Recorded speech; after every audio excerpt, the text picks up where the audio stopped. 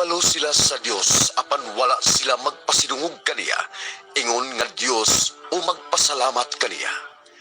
Ang ila hinuong mga gihunahuna, pulos binuang, ug nangitngitan ang ilang mga salabutan.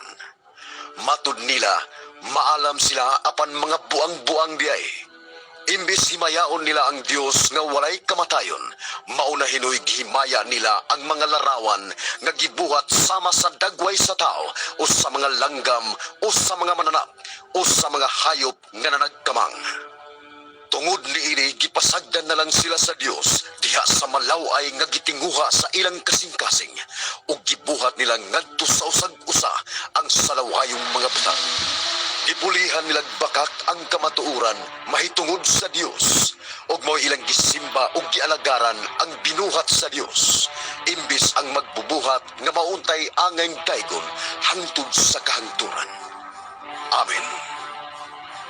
Tungod sa gibuhat sa mga tao, gipasagdan na lang sila sa Dios ngadto sa makauulaw nga mga kailigon.